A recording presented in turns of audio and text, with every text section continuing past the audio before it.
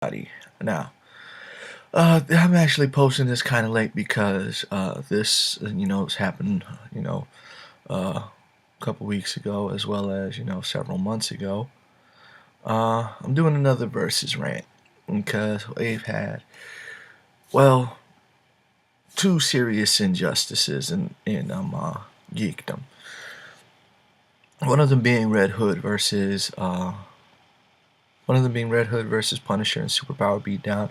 The other Ryu versus Scorpion in a death battle, which, to be perfectly honest, should have been Ryu versus Jin Kazama.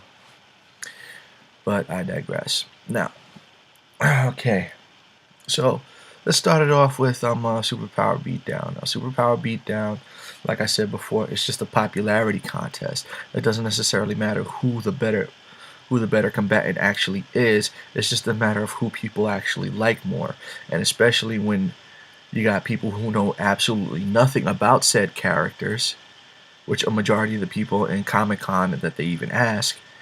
Like, prime example for, how many idiots actually said that, for the Casey Jones versus Kick-Ass, you know how many idiots said that Kick-Ass had more experience than Casey Jones?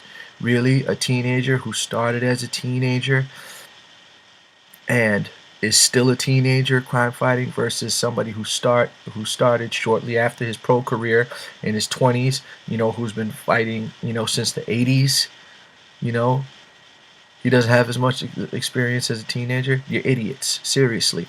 How long have you think Casey Jones has been around? Part of the original Eastman and Laird Ninja Turtles before the 1987 cartoon. You're gonna say Kick-Ass has more experience than Casey Jones. You are out of your minds. But now let's get back to uh, Punisher versus Red Hood.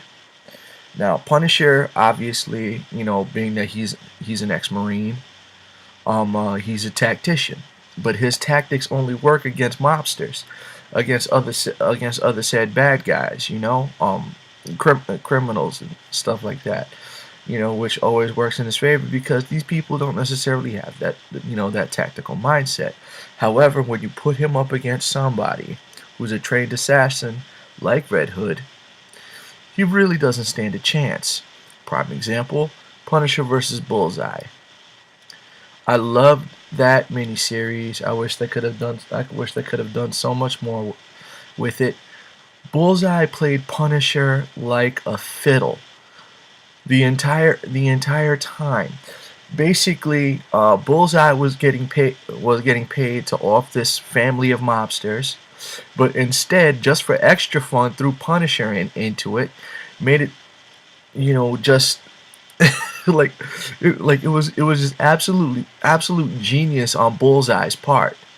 Just played him like a fiddle, no matter. And Punisher was actively coming after him, and Punisher couldn't do anything to stop him. Why? Because Bullseye is a trained assassin who knows all of Punisher's tactics, which is shoot first, ask questions later. Didn't stand a chance. Red Hood is similar to that, because keep in mind, Red Hood was trained by two of the ultimate tacticians in the DC universe, both Ra's al Ghul and Batman. Are you kidding me? Not to mention, have been taught by Batman and the League of Shadows in hand-to-hand combat, stealth, weaponry, all that jazz, and you're gonna lose to just another jarhead, and I'm a jarhead myself. you know, that made absolutely no sense. It was strictly a popularity contest. Um, People who voted for Punisher had no idea what Red Hood is actually capable of. They just remember Punisher from the '90s comics that they used to read way back in the day. Maybe some of the new ones, but there's no way in hell that Punisher could have actually beaten Red Hood. Not gonna happen. Now back to Death Battle. Now Death Battle, they're a lot more accurate in their research that they do again. For both combatants and animation. However, One time they screwed up and screwed up royally. That was Chun-Li versus Mai Shiranui, and they did it again. They screwed up again with uh, Ryu versus Scorpion. Now, Scorpion has probably never gone up against somebody with as much raw power as Ryu could bring to the table, especially since they're saying that the Raging Demon would have been the only thing that could have killed Scorpion. And they said, oh yeah, but due to his inexperience, it's possible that he would have missed. He caught him with everything else. How would he have missed in the teleportation for the Raging Demon? You know? He caught the Scorpion with everything else just fine. And then when he went into the state of nothingness and blasted him into dust, pretty much, he's just gonna come back to life. Oh, because he's been in hell. I'm sorry. I distinctly remember in the first Mortal Kombat movie when Johnny Cage, who was nowhere near as strong, okay, nowhere near as strong as Ryu, just sliced him a few times with a saw blade. There was no coming back from that. At least not that quickly, as they portrayed in the battle. And how long was did he drag him down into the Nether Realm? Not to mention the fact that he was beating the snot out of Johnny Cage. He took a massive beating by Ryu, both as regular Ryu, evil Ryu, and in the state of nothingness. So it makes no sense that Scorpion would have been able to possibly recover that quickly at all.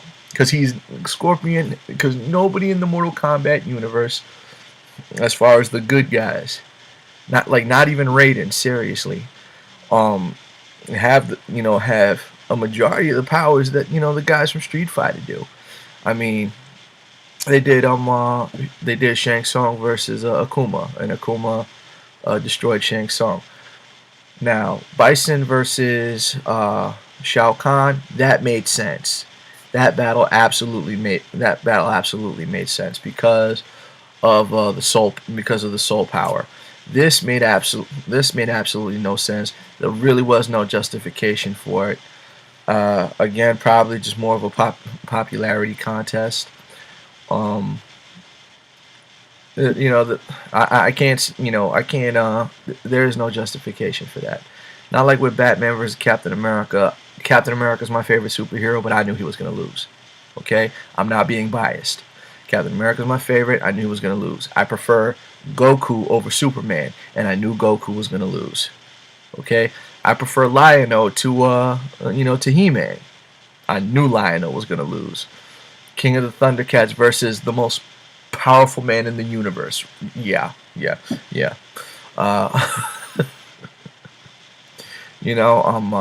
Granted, I will say this. It is interesting, to see them finally, putting the stuff together because Hollywood, can't do it right anyway.